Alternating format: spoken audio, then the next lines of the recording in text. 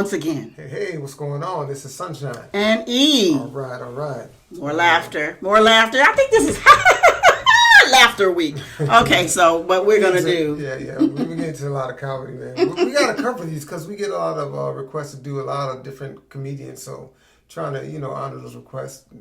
That way they'll watch our channel. Plus, give them what they want. Give them what they ask for. And I'm enjoying it, too. Yeah, because, it works out. There's a reason why they're telling it, because this talent thing is funny. So, yeah. We did get a request for this particular comedian as well as this particular bit that he's doing. Right. Really? Oh, okay. That's good. That's good. Yeah, because we always get the names all the time. Sometimes people give us some particular bits or ones that they've done before, and they want us to do that in particular. Yeah, okay, that's good. This one's on Bill Burr and his wife argue about Elvis. Yeah, wow, there's something why. But it's funny because maybe we get into that later. But yeah, I guess let me see where he goes with it first, and then because I can see to some degree people arguing about. Have some argument about Elvis, but let's see where he goes with it first. About Elvis, we'll get into that afterwards. Let's see what he says first. Before we get started, we're going to go on and move. Huh? I want to steal his thunder, so maybe that's what he's... Oh, whatever. Okay. So, but before we get started, we want you to hit that subscription button with the notification following that subscription button so you can follow us along the way on our videos and enjoy our laughter. As well as if you do enjoy it, hit the like button, and also share it. Right. We just want you to share. It's funny that I said that because we used to talk about comedy. We would listen to a lot of comedy. Then I say, I don't want to say because I'm going to steal his thunder. And we just watched the thing about words or some expressions that people had. Right. That was one. Where's that come from? Go back and y'all hit it and y'all go back and look at it. You got to watch it. It is George Carlin. Yeah. Everyday expressions. Everyday expressions, yeah. Yes, watch that. That was one, but let's get into it. Okay, let's get into it. And it was funny because we couldn't think of any one expression at that time. And here you go. But then I ended up using one. Okay. All right, let's go. Fascinates me. He's like the first rock star with the power of television. They just intersected, and he went to he ascended to this level of fame that no one had ever been to before. Hence, he made all the mistakes because there was no one there to help him out, right? He got a piece of shit manager that stole from him. Bam! He stopped making music, started making shitty movies. He's not a good actor, right? Does that. Married a minor. Started doing drugs. Got fat. Got an entourage. Got even fatter. Started wearing onesies. No, he didn't say that. Splitting his fucking pants. Oh. Nobody's saying shit. You look good, King. You like that? You like when my royal bulls hang out? We love it, King. Keep fucking going. Starts doing pills. Gets addicted. He fucking dies alone on a toilet. All right, this man kicked open all of those fucking doors for the rest of us. All right? So I sit down, and I'm watching this documentary as a white dude, which is what I am. I'm looking out my white head, watching this white shit. It's coming back into my white eyes, getting whiter by the fucking second. All right? Now, my wife, on the other hand, she's black, right? Now, I hate saying that because it makes it seem like I'm going to start doing some stupid comparison jokes. You know those dumb white guy, black guy jokes? And it's always like the white guy's like, oh, Jesus, I gotta do my taxes. Can this chair hold me? The black guy's always like, you need to loosen up. You gotta relax, man. You just gotta let it happen.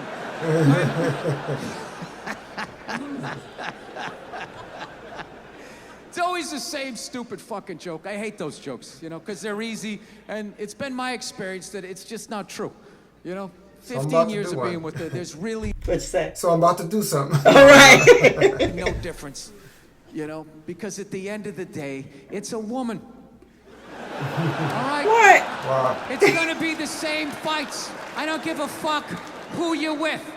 I'm not gonna lie to you. There might be more head movement and hand gestures with different races of women. Possibly an index finger jabbing at your forehead, whatever the fuck that is. But at the end of the day, it's the same fights. What's going on with us? You need to work on this. Why don't we communicate better, right? So she starts watching this shit as a black person, right? And she's seeing all the racism, obviously, that I'm seeing. But she was catching all this subtle shit that I was too white to see, but I knew I was missing it, because I just kept hearing her huffing and puffing, just sitting next to me being like, and I'm just sitting there like, okay, somebody did something. I don't know what just happened, but I don't think that was good. So right when I didn't think it could get any worse, it could get any more uncomfortable between the two of us, this fucking white dude comes on who evidently discovered Elvis. And he's like 190 years old, and he comes out, starts talking. He's just like, well, basically, I was looking for a white boy that could take the down and dirty, nasty blues and combine it with the pristine, angelic sounds of bluegrass. Yeah, that's what he was doing. He was subtly putting black shit down here while he was propping up the white shit. You know, the down and dirty, daddy not sticking around, drug-infested neighborhood blues with the Jesus as white as me, hair the color of the sun, angelic bluegrass playing music, right? So at this point, my wife has like fucking steam coming out of her ears. So I make a judgment call. I just fucking shut it off, right? And she looks at me, she's like, why did you shut that off? Why did you shut it off? I was like, because you're about 3 minutes away from yelling at me like I produced this music. Do we do that? Women do that? Yeah, from time to time, yeah, you know, yes. All right. Let's just forget it. We'll watch something else. She's like, no, why can't we just watch the rest of this and then discuss it afterwards? It's like, I don't fucking do that. I just want to watch a documentary. I don't want to have a fucking lecture because of these fucking assholes. I didn't do anything. Sit there watching TV. And not to mention, we're just going to get into an argument. She's like, well, why would we get into an argument? I'm like, ugh. All right, you know why? Because not for nothing, there was some black people in there saying some shit that I didn't agree with, you know? I'm not huffing and puffing. Yeah, I said that. Like a fucking idiot. And she just looks at me, she's like what black people? Like what black people that said what? And at that point, it's like you started the luge, right? You can't get off the fucking sled. Now you gotta have the argument. I'm like, fuck, here we go. Guess we're having this. And I'm like, all right. The black guy who brought up leg shaking, saying Elvis took leg shaking from us. It's like, really? Leg shaking? No, nobody thought to fucking do this? Black people came up with that? You telling me that? I'll even give you that. Let's say you came up with that, but where did that black dude learn how to do it? Didn't he watch some older black guy do it? But what, because he's the same color? He's not stealing, he's just carrying on the tradition. But if Elvis does it, oh, what the fuck? Now he's the biggest thief ever? That doesn't make any sense to me. She goes, no, you idiot, it's not about the leg shaking, okay? It's about, he appropriated a culture. He took all the music, he got all the money, got all the fame, he's called the king of it now, and he never gave a shit, not even a shout out. I was like, all right. Fair enough. You made about 7 or 8 good points there that I can't. He appropriated a culture. I get it. You're right. She goes, fine, thank you. And I go, however, not for nothing, do I get mad at you when you get on a skateboard and you start going down the fucking street? Do I get all offended like, hey man, that's some white shit. Stop appropriating my culture, man. Some dirty white kid in Santa Monica came up with that, man. So she starts laughing. And I should have stopped there, but I'm a comedian, right? I'm like, oh, I'm getting a laugh. There's got to be a bigger laugh, so keep going, Bill. Let's come with another example. So I'm like, yeah, do I get mad at you when you fly from LA to New York in under 6 hours? And she just, yeah. And she just stares at me. She's just like, that was fucked up.